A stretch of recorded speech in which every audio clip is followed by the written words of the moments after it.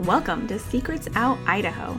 Each week, we let you in on the secrets of Southern Idaho and speak to the people who make it such a unique, hidden gem.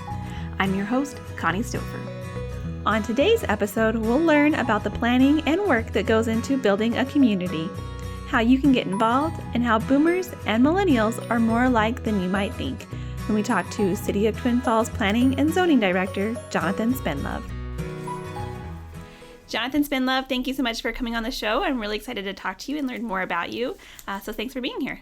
You bet. It's interesting. I've heard one after you called me, and I've heard from other people. It's a great show to be on, so I'm happy to be here. Awesome. Thanks. So I'm just going to have you start by telling me a little bit about yourself. Okay. I was born in Oklahoma, actually, a small town, McAllister, Oklahoma. I only lived there for a year. Long story as to why we moved back, but we moved back to Utah. That's where my dad's from. So I really grew up in Utah, Davis County.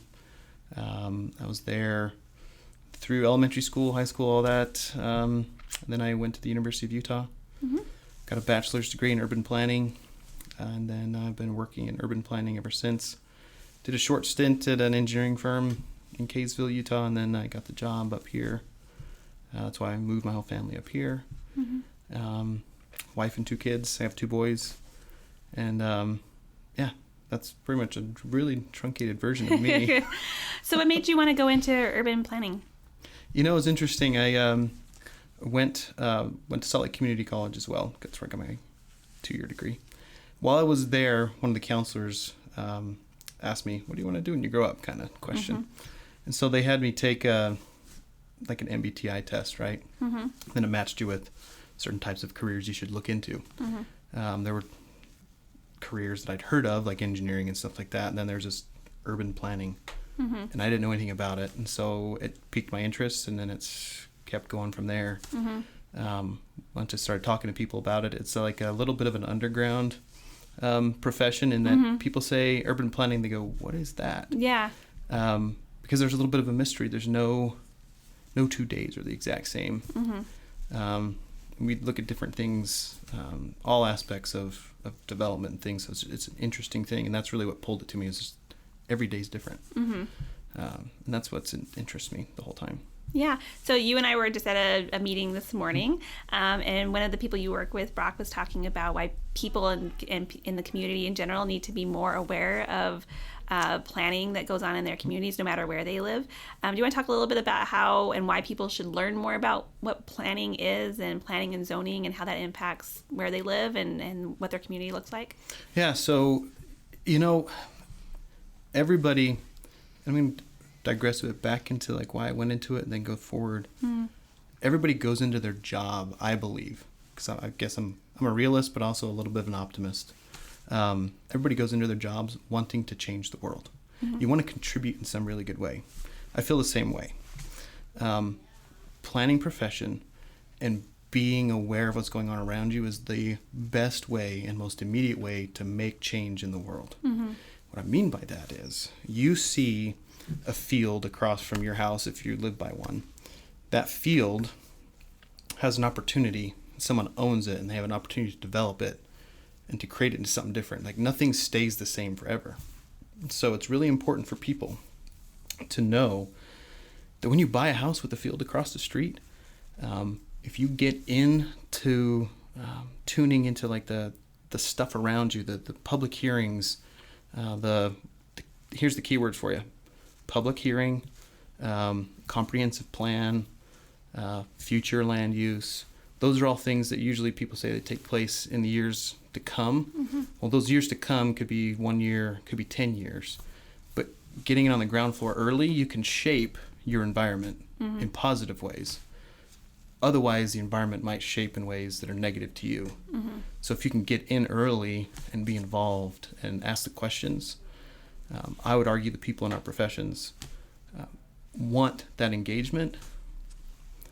Hopefully people don't come with just like I hate this and don't want to hear it ever, because people have rights just like you have rights and I have rights, and people that own that property have a right given to them by the state of Idaho where we live, but also the U.S. Constitution. So understanding some of that the machinations of government will help you to shape it into something that you want instead of something you just kind of have to live with until you move again. Well, it is important. When we moved to Twin Falls, we bought a house and there was an empty field behind our house, and I thought that was very nice, was open space. But I thought to myself, what is that? Why is it empty? What is it going to be? And I looked into it, and it's in a floodplain. And so then I realized, there's probably not. I mean, there could be something there. They could, but it's not going to be the first place that someone chooses to build. And so I felt comfortable that at least would be open space for a while. But sometimes people buy, and I've had people say comments. They're like, well, it was just, vacant land out here, and it was all open space, and now I'm surrounded by houses or retail. And I was like, that happens in communities with growth. And so that's why I think whether it's like parks planning or new residential developments or commercial or industrial, it's important for people to know that they have an opportunity to have a voice. I don't know if the average person realizes that they can come to their city office and be a part of those processes and have their opinions heard, or just to learn more what's going into it and the thought processes that go into deciding what area is zoned retail and commercial and what's zoned industrial or otherwise. Totally accurate what you're saying. And from my profession, we often hear from the people that are not happy. So hearing from the people that are happy with what might be happening is also really important. Because those are the people that, if you hear only from the negative, then it could sway that environment in one way. All the people that thought it was going to be just fine are now unhappy. So then you become one of the unhappy ones. And so we've all got to live with each other, and we all have to have this discourse. And I hope that the national discourse on politics doesn't leak into local, because those national things there's things that the local people I can't do anything about some of that. But what we can do is change whether or not there's a sidewalk near your house, or which I would love more sidewalks. or timing of when things happen. When a huge subdivision comes in, I mean, there's ways you can shape the timing of what happens and where, and sometimes you can and sometimes you can't. It's just no two properties are the same, and so no two projects are exactly the same. That's kind of what I was talking about. Like, nothing is exactly the same because your house is different from mine. We might have two single-family homes. They have a garage and a driveway, but they're in two different places, and so the laws are different in different spots. That's what makes it so interesting and important for people to understand that. So going back a little bit, remind me, how long ago was it that you moved to Twin Falls? 7 years, in 2012. So you've seen a lot of change in that amount of time. Yeah. So it's probably been exciting for you from a planning perspective, but also just as an individual living in the community. Yeah, it's been interesting. I mean, I came at the tail end of when the hospital was finishing up. I think it was like just opened. And then Chobani was like there and like in its throes. And then you have Cliff Bar and all these industries, including like all the retail stuff that's happened. It's not slowing down. It's an interesting thing to think about, though. In the 7 years, what was lacking in the first few years was, due to the economy issue, the number of housing units. So we knew our population's just increasing, right? And, most populations are increasing in most cities, but Twin Falls had this huge lack of, people call multifamily housing, but it just be housing in general. We knew people were living somewhere. And from my perspective, like, we just felt like people were either living in like more people in an apartment or mom and dad's house. Now we've seen this huge resurgence in apartments and townhomes and those types of developments that really we need. And it's professional people that I'm talking about. I'm not talking like low income stuff. Like, really, we just need that kind of stuff everywhere. It's a national discussion now. It's professional housing. That's what I'm just calling it. Your professional housing or working housing. Like, it's somebody with a job that wants to contribute, and they need somewhere to live. And it's difficult because finding workers, finding people that can afford it. All of the people that are graduating within the last few years, they're also like straddled with that student loan debt. And so that conversation about student loan debt, how much can you take on in a mortgage? Do you need to like live somewhere else for a while, save up? And the prospect of taking on more debt when you know you already have a lot is, you're like, you want to think about it. And some banks are just like, sorry, or you're paying a huge interest rate. And so it's a difficult conversation, I believe, for the intergenerational people to have. I mean, I have those conversations with my parents, like, I just work harder. It's like, I've only got so many hours in a day, Dad. I can't, like, do that. I mean, and those stories I hear from my dad, who was an educator. He's a teacher. He's retired now, but in his early days, he was working 2 or 3 jobs. He drove truck after school. So he'd do the school thing. He would coach basketball or baseball or whatever, and then he would go drive short haul trucking. So teaching one job, coaching a second job, and then doing the trucking thing. Yeah. And so I think generationally those conversations are difficult to receive and to give on both sides. Yeah. And so because there's a cost benefit for every individual when you're thinking like, I could go take this second job and make a little bit more money, but then I'll lose the time with my family, or I'll be exhausted all the time and hate life in general. And like, and then that's people, I think everyone is constantly weighing the pros and cons of how do I make my family a little bit more secure, and how do I just have a life that's the one that I want. Yeah. I think that conversation, I don't think anybody's like necessarily lazy. I just think we're trying to react to the environments that we're in. And I graduated from college in a depressed economy. And so my views skewed because of that experience. My parents had that depressed economy of like the 80s types when they were trying to raise children and stuff. So I think we have more commonalities than we have differences in that aspect. And so when it comes to stuff that I do as a profession, we usually talk about there's more in common with those generations than there is separate differences. And in talking about our environments, the built environment that you want for a 3 or 4 year old is the exact same environment you want for somebody that's 60 or 70. And so sidewalks, safe crossings for streets. So as a profession, we're trying to look towards this baby boomer population. And I'm going through that now. Aging parents. When are people going to stop having driver's licenses? When have they thought about like the house that they're in now? And then how are they going to get to services in the grocery store? Bingo. Yeah. How are they going to be able to get to places they need to get their prescription filled? I think this is interesting. Really, like people are probably having that thought in their mind if they're aging and they're like, I probably shouldn't be out on the road too much longer. Or they've just had their driver's license, they didn't pass their driver's license test, and they're like, how am I going to get to the store?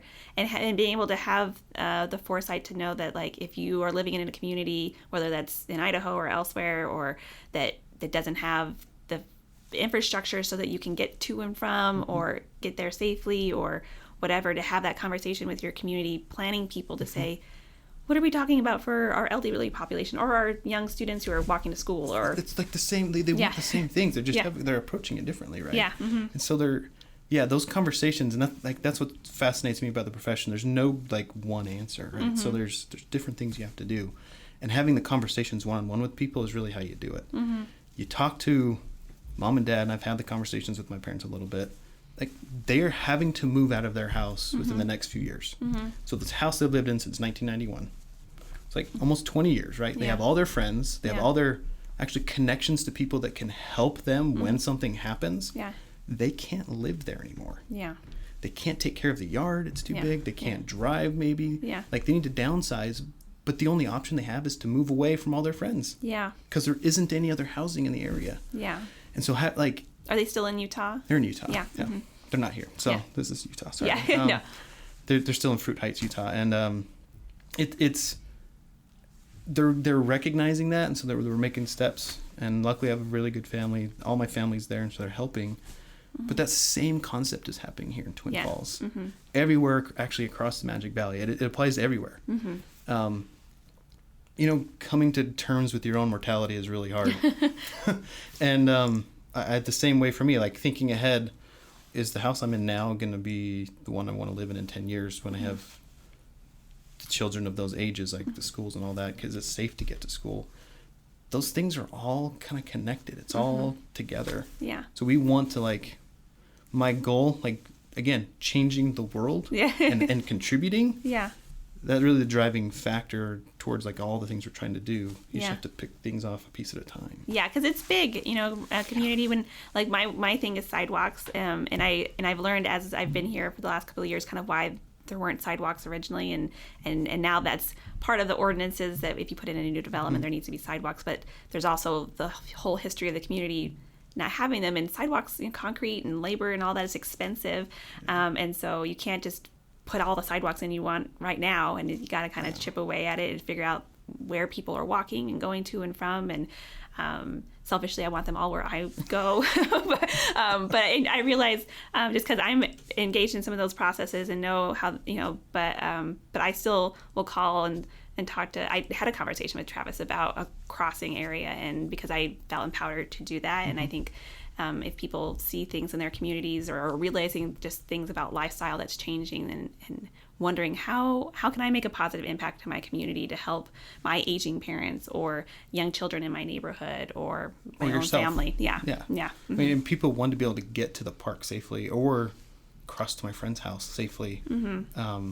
And that's part of that whole movement, the national movement of walkability, of not gearing all of the public dollars that we receive for transportation into the actual road asphalt. The conversation about shifting some of those dollars to, it's a buzzword, and I'm not a buzzword person, but multimodal transportation. It's walking, it's biking, it's rollerblading, it's scooters, it's whatever it might be. Those aren't cars. And so the amount of money shifting from the cars to these other things is an important conversation to have, and to make it a concerted effort during the budget season of your local government. Now that can be the city, it can be the county, on directing some of those dollars to those things. Also, as you had that interaction with Travis, referencing our city manager, knowing how to engage and who to engage. Yeah. And the how is important. I mean, in my profession, working for a city government, you only have so much I can do, right? But it's almost like yelling at the ticket counter person that had nothing to do with canceling your flight. If you yell at them, then it's just going to take a bit longer. It's uncomfortable, both of you. Yeah.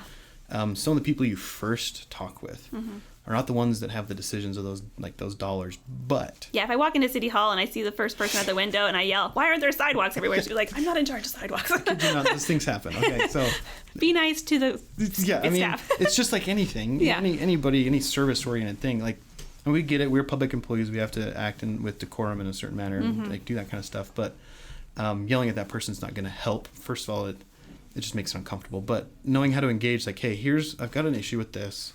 I'd like to talk to somebody. Who can I call about it? And I'm okay if I need to set up an appointment. Let's set up an appointment, and then you asking the questions in a respective manner of, here's what I'm looking for. I understand this costs money, and I understand it may not happen tomorrow. Because those things take time. We have a budget season just like the state and just like most entities. And so it can get into the workings. Again, it goes back to engage early and often, check up with us, check up with what's the status.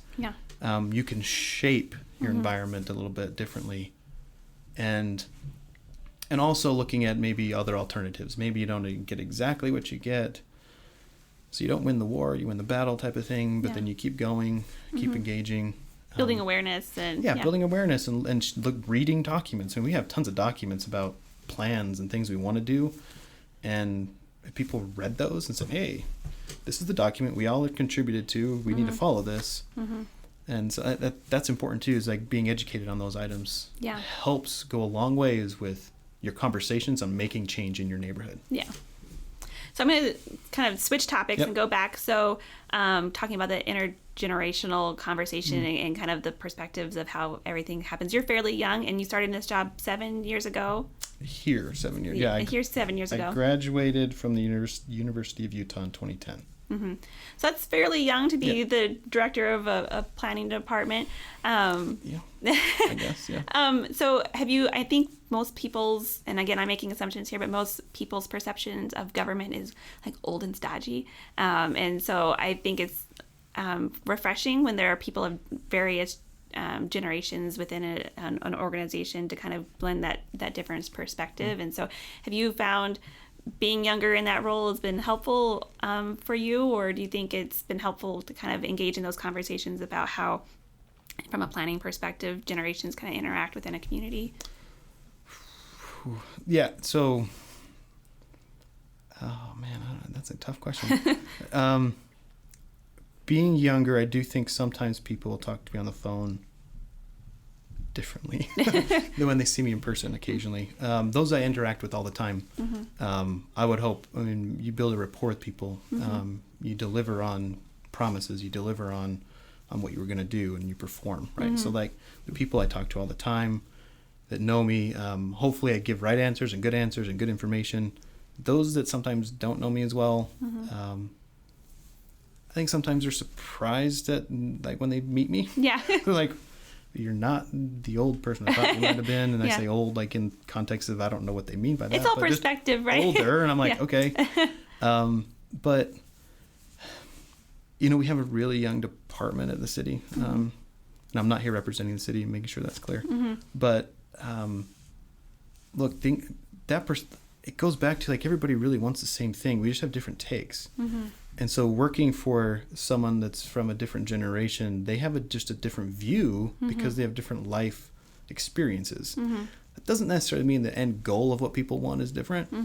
But the younger generation has a different way of going about it, for sure, as you experienced this morning. Yeah. Shout out to Brock for hijacking the meeting this morning a little bit and being really passionate about what he does. Yeah, we need a little passion in there. He's super passionate. And so I have, like, it's not just different generations, but also, like, men and women in the field and different cultures coming. And so in our department, there isn't actually anybody in our department that was born in Twin Falls or raised. So interesting. I'm from Utah. Brock is from Rigby. Lisa Strickland's a planner. So we have 3 planners. Lisa Strickland is from Pensacola, Florida. Oh. She moved here. She's been here about 12 years. Steve O'Connor is another one. And he is from all over because was in the Marine Corps, but he really grew up in Kentucky, but he's lived in San Diego. Steve, I'm sorry if I got that wrong. California and Denver, Colorado, or Arvada, Colorado. So nobody in our department is actually born and raised from here. So I don't want you to have to speak for all of them, but what coalesced all of you in the department to come from all over? Because you're, like, from every corner. Yeah, like opportunity, I think. Some people moved just for job opportunities, and some people it was Brock wanted to go closer to home because he was up grad school up in Moscow, and so me was just moving a little bit further away from home, which is okay. Sorry, Mom. Distance makes the heart grow fonder. Sometimes like that. But yeah, it's so those perspectives are all different, but at the same time, like, we're really getting down to, like, wanting to just make things better. And so I think it helps in, like, being able to see the younger generation perspective and the older generation perspective, and hopefully meet those minds in the middle to where we really are trying to work together. We just don't always, like, we could talk to one another and not communicate. And I think that's what's really happening is they're talking at each other, but not communicating on the common values. And it's an interesting thing we talk about in our office often. How do we reach out to different people? How are they going to react? Some things that you don't think they're going to really worry about, they care about greatly. And some things that we're like, man, this is huge. They're like, oh, that's no big deal. Yeah. You're like, well, that was not what I expected. But that's what makes it different. Yeah. Interesting. So I want to talk about your move here 7 years ago. So had you been to Twin Falls before? I don't think I had. So what made you decide to make the move? Because it was very different then than it is now. Yeah. So, like, honestly, it was the job. So I got a job as a planner, and I was at Kaysville, a tough time in the economy, and so laid off. I didn't lose my job. Because I didn't go anywhere. They like left me a little bit. And every day I actually think about it. I'm like, I'm gonna be better than I was then, so that they would regret ever laying me off. I was really young at that point too, so I'm not holding. No, I graduated with my master's in 2008, like that winter, and then was also my position was eliminated at like a week before Christmas, along with 4,000 other people, and I was like, oh, this is a terrible time. Like I just graduated, the economy's just taking a dump, and I'm like, what am I going to do with my life? But so I think people that were in a similar boat and timeline in our lives are kind of have that similar like perspective about jobs and and how that kind of impacted us in our pathway. But And it was similar. It was like a 10 to 15% layoff of the whole company. So I was like, oh, you're just the last one we hired. Sorry. Yeah. But my wife, she had a job, and so she was working, and we were fine. We made it just fine. But I wanted to work in the field, and that's what I want to do. I like it. So yeah, we just looked around, applied for different places, got the opportunity up here. I hadn't been here before. My wife had like driven through and like. Is she from Utah as well? She's from Utah as well. And so she'd kind of like gone on like a trip in high school up to like Seattle, and so they stopped at the falls like everybody does. Yeah. So we have a picture of her at the falls like from way back when. Yeah. I had never been here. I don't think I'd ever been here. Maybe when I was really young, but I don't even think then. Yeah. My dad, who played baseball in college, played at CSI. Like, not for them, but he was at College of Eastern Washington. Sorry, Dad. I think that's right. And so he'd played here, and he was like, oh, I visited there. I mean, he'd been on campus at least, but the city was not anything like what he remembered back in the day. So that's really what drew me. I mean, it was close enough from home. Yeah, to go visit. And go down in a day. It's tough, but far enough away that it's like our own world, and we're going to do our thing and visit for holidays. Yeah. So what have you guys enjoyed about being here in that time? You know, it's really fantastic when you can go through, like, my wife and I talk about this. Like, we never exceed like 40 miles an hour on any road. It takes 10 minutes to get anywhere. If anybody's ever been to Costco, like almost anywhere else, particularly when we're from Utah, any Costco in Utah on a Saturday morning is just ridiculous. And so everything's just convenient here. And then the weather's better. Yeah. Like, we get snow, and we get them every once in a while, a bad snowstorm, but most of the time, like, winters are mild. The summer is hot, and that sun is like glaring in the summer. It's super strong. But yeah, all those things we like about it. I mean, be outside almost 9 months out of the year. Do you guys have like outdoorsy things you like to do, or places you like to go? I think I like to say I do that, but I don't ever have time to. I saw this shirt that said indoorsy, and I was like, that's probably me. I like to. It really is just circumstance of life right now. My kids are 5 and 2, and so I have a 2-year-old as well. Going out in the middle of the winter is like not the thing to do. It's a whole production. My kids love it, but it's like, holy cow. We do like just getting mittens on a 2-year-old is like and then keeping them, and they're like, hey, put them back on, Dad. So we usually, when people come up, you go to the sites. Like, I love seeing Shoshone Falls. I love going to the bridge, just to go over the bridge, and we don't go over that often, to be honest with you. And every time I go over, I'm like, man, this is really cool. Every time I'm over at the visitor center and like look over, I'm like, man, it's beautiful right here. And I think people just miss that. But we do the outdoorsy stuff. I'm gonna say sparingly, okay. Yeah. But we do like it. I like being outside. It's just a circumstance.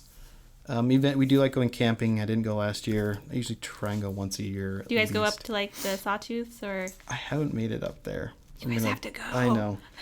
I'm almost disappointed in myself in not going up that way. We have a favorite spot in Eastern Idaho. I'm sorry. It's fine. We'll cut that part out. But it's close to Bear Lake, okay? It's close Bear to Lake Bear Lake. is nice, And so Bear Lake's in Idaho. Yeah. And it's a place that, like, if you live here, that's kind of, I think, the nice thing about like the Southern Idaho region is that, like, in an hour and a half you're up in Sun Valley, in 2 hours you're in Boise, and in an hour and a half you're over in Eastern Idaho. Yeah. You can get up to Craters of the Moon, not very far. You could get down to Salt Lake. It's like a 3-hour drive, but you're still kind of like very central. So whatever whim you might have that particular weekend, you're not far from any of it. Yeah, so that's why, I mean, we go over there, and camping's a production with a 2-year-old as well. So, it's all of it is. But like, honestly, I like finding those smaller spots, and we haven't gone a ton, but like the most often spot we've gone to, like, that's not just inside, like around the city, it's Balanced Rock. Oh yeah. And it's that little, it's not a campground, like picnic campground area at the bottom in the canyon. I just find that just fascinating. Yeah. You drive down there, these sheer cliffs, 100 feet tall. It's shady almost all the time, and so it's cool in the summer. And the river's right there. You just kind of like play around. Some people are fishing, and then you can go hike down the trail I haven't reached the end, but I've gone down there for an hour, and kids can just jump up and play around, and That's one of our favorite places to go. Takes 30, 40 minutes. Not a big deal. And it's nice because you can drive out there and then you can come back and go like through Buell and stop and get ice cream at Cloverleaf and like make it a whole day. And there's all sorts of stuff, and my kids love Cloverleaf actually. So everyone does. Yeah, I really like that. Done it a few times. It's a treat. Yeah, it is really nice. So what about your wife? What does she do? She's a nurse. Yeah. At the hospital. At the hospital. Yep. And is she also somewhat outdoorsy, or is there anything that she really loves to do? I think we're similar. Similar. We like it, but sparingly. Yeah. I mean, we'll do it. It's just circumstance. I mean. Yeah. I'd like to say I hike, but I would rather take a 4-wheeler. I just don't own one. So. Anyone out there with a 4-wheeler who wants to learn to? Yeah. No problem. I know a few people. I just Yeah, it's we're similar in that aspect. We like to just. I mean. Is she liking the area too after being here a while? Yeah, it's weird. Like it took about 3 or 4 years, I think, when we'd visit family, and when those first 3 years, like visiting family in Utah was like going home. Mm-hmm. And then I don't remember the exact date or time, but eventually, it was like as soon as we turned off the freeway and came across the bridge, it was like we're home. We're home. Yeah, now. like that. Yeah. Like now we're home, and so we do. I mean, there's Twin Falls is, for all of those reasons we've been talking about, is a really great place to live, to raise a family, to do outdoorsy stuff. There's lots of fun things for little kids, like between like the splash pad downtown and First Federal Park, and there's just lots of fun activities for kids in the area. And there's tons of like, sports leagues and all sorts of things. The library is awesome for kids, and all that stuff. I think almost like, and I know it's like Secrets Out Idaho. It's the same thing. Like I talk to people, they're like, "Oh man, they got really great rock climbing near Twin Falls." I'm like, "Where do you rock climb?" Like, "Oh, down over Jerky's Lake." I'm like, "Oh." Yeah. Really great mountain biking. Like, there's no mountains. Like, oh no, but Auger Falls. Yeah, it's down like in a the canyon. premier like mountain biking spot. Yeah, my husband and I were down there like the one random time that I was mountain biking, because I'm also very sparingly. But we met a couple of people that were from Canada, I think, that were like down there in the canyon, they were there to go mountain biking. And it's like a great spot for mountain biking. Apparently, my neighbor does it all the time. Yeah. Trent Swallow, that was for you. Yeah. And so you got the kayaking thing, you got the whole like Snake River, you got the jumping off the bridge. I mean, really, there's something for like everybody. You have the whole outdoorsy hiking in the South Hills or up in Sawtooth. You have hunting, fishing, all that kind of stuff. Yeah. So it's almost like whatever you like doing, Twin Falls is the spot for you. Yeah. Because you can do all of it here. Yeah.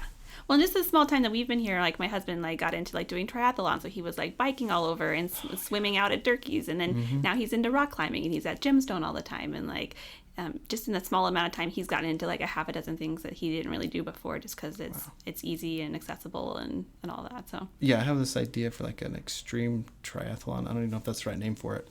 So, and I've told a few people, and I know people laughed at me a little bit about it, but I'm interested.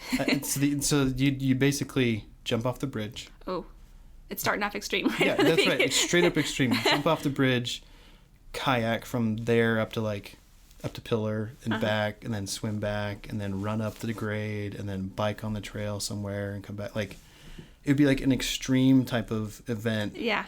Although the only thing I've worked out is you really need to jump off first, because you really need to be of a good mind to jump off that bridge. So don't do that last. Yeah, when you're tired and you're fatigued. Do that first. I interviewed Miles Dasher for one of the episodes before, and I feel like it wasn't off the bridge, but I think he jumped out of an airplane in a kayak.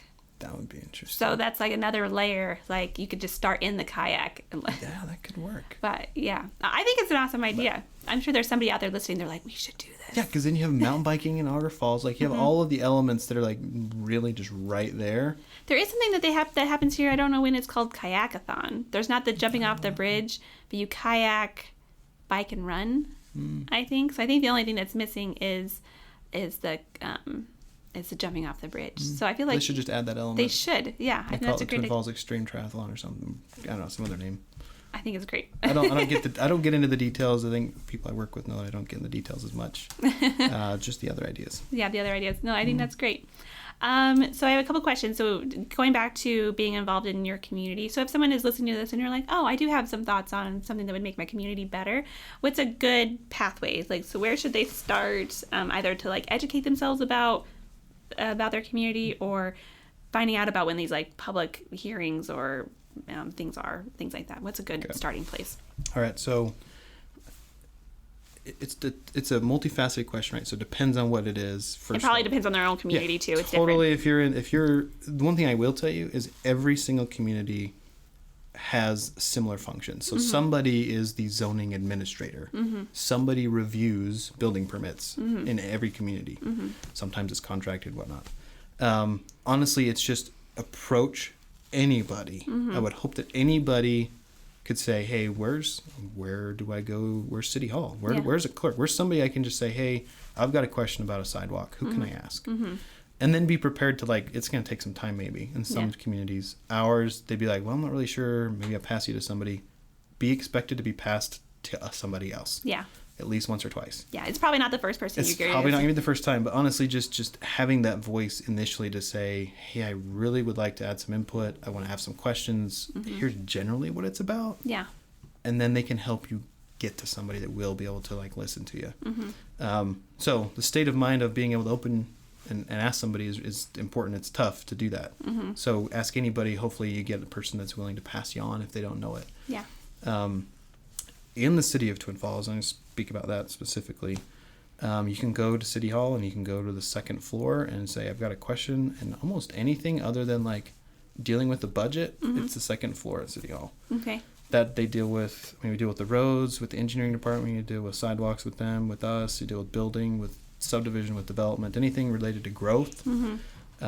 Second floor. And say, here's my question. I know I might need an appointment, but I just need to get to somebody that can help me. Yeah.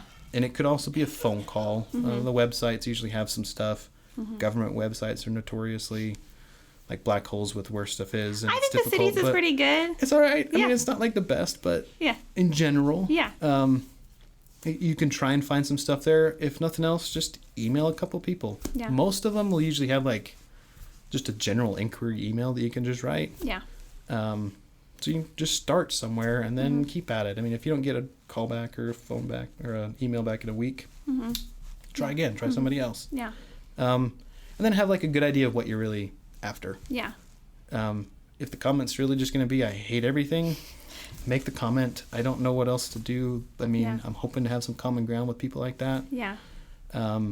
Again, remembering people have rights. You have rights. I have rights. There might be different, And I think there's a difference between saying, like, I don't love this and saying, like, absolutely nothing, never any of this. Like, those are different. And sometimes they come off as the same, but they're not. And that's why having one-on-one conversations is really what the planning profession advocates for. And I think sometimes we don't always have professionals that do that or make the time. And sometimes it's difficult because we have, we're getting pushed with deadlines from developers, from builders, from different angles, and you're really trying to do your best job. But that's really important stuff to do, is have those conversations with people. So if somebody's listening to this and it sounds intriguing to them, they're like, maybe I want to go into planning. I know you said, like, every day is different, but, like, what's some strong skills or something for people to know that, like, this is kind of the skill set for being a planner, whether that's being able to have good public dialogue, engineering, or something like that, kind of having that kind of background, or... Yeah, that's a good question, because so we have our national planning organization called APA, or American Planning Association. So they send out, like, a questionnaire to people, and I answered it back. And the one thing I actually told people is, you will write more in this job than you ever thought you would. You're either writing emails, you're either writing code, you're either writing a report, you're writing whatever. So if you write a lot, but you also talk with people a lot. Talking is not my strong suit in, like, big groups. I'm good one-on-one. That's what I have Brock for. Brock is obviously fine in a big group. I hire people that can talk in bigger groups. And then I'm like, yes, so no, don't do that. But you write a lot. And so writing and reading comprehension, and that's difficult for newer generations to be able to spell correctly. Autocorrect is killing it, right?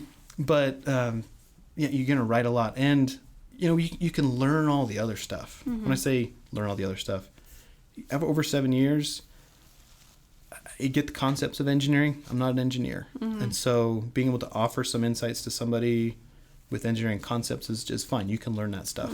You can learn the zoning code wherever you are, as long as you can read. Yeah. And so reading comprehension is important, obviously. Yeah.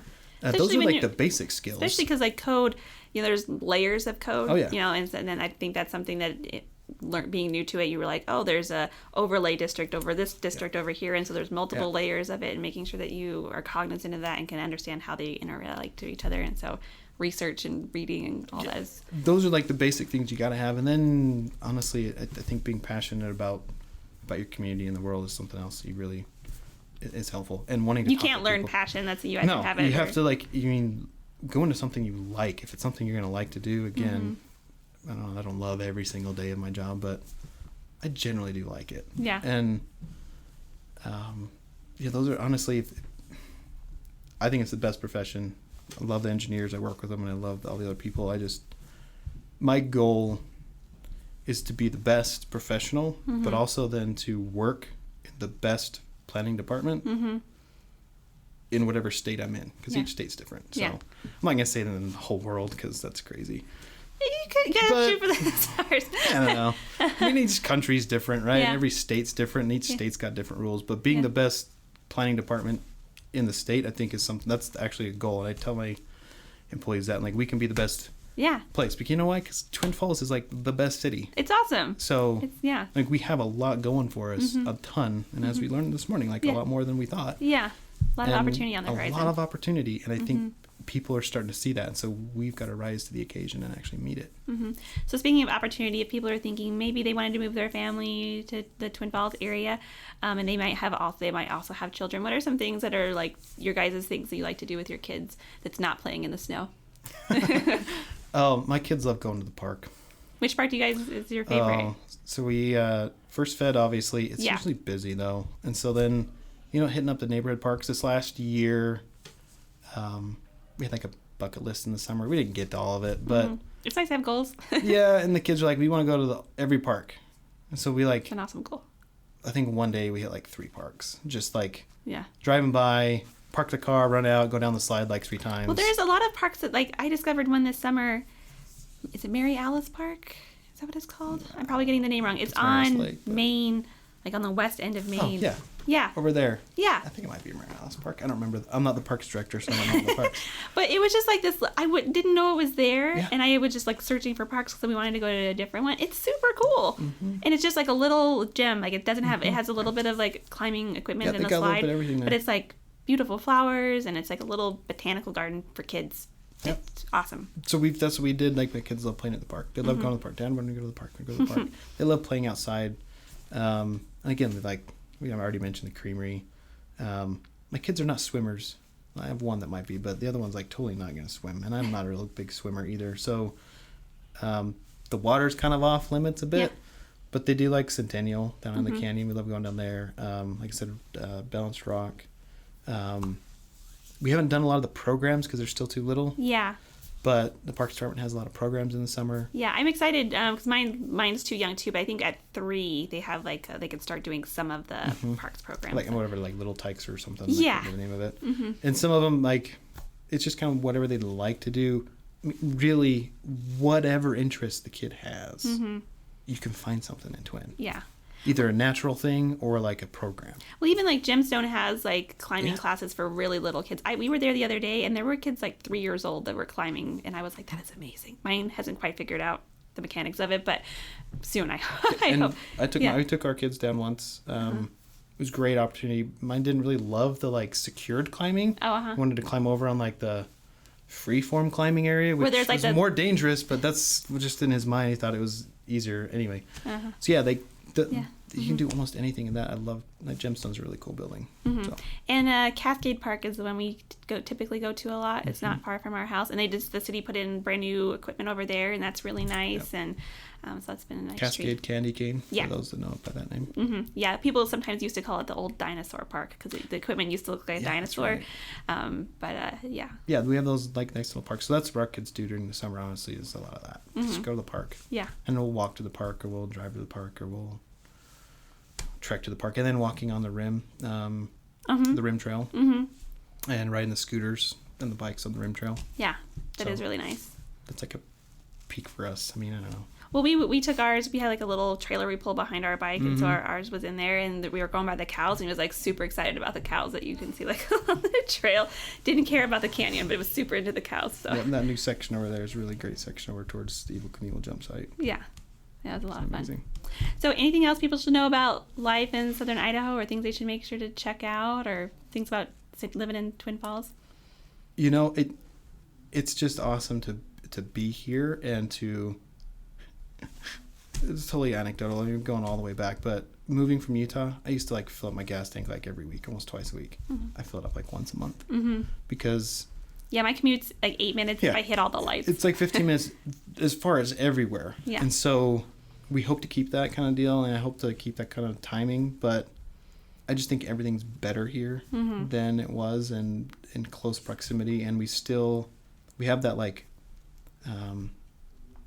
I don't know, people call it the Central Idaho spirit of service. There's so many service clubs we were talking about this morning, and there's just something for everybody. And I do think we're more welcoming than some people believe. You just kind of have to get in, live here for 5 years or so. Yeah. Find your niche, because there's a group, whether you're into outdoor stuff or if you're into arts or music or whatever. My thing's not always those things. I'm not that type of person, but you can still find your slice of heaven, and that's Twin Falls is your place for it, for anything. If it's outdoorsy, even if it's not.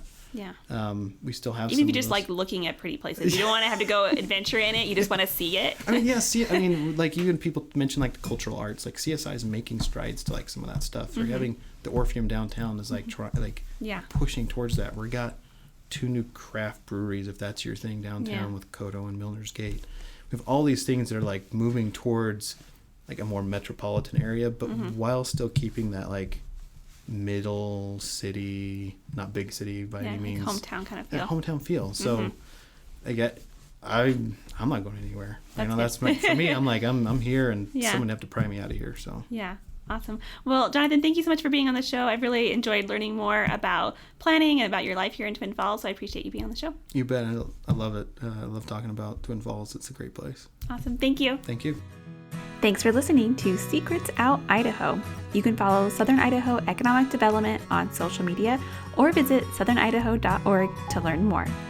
Please take a moment to leave a rating and review and subscribe so you can be the first to hear more Secrets Out Idaho. Until next time.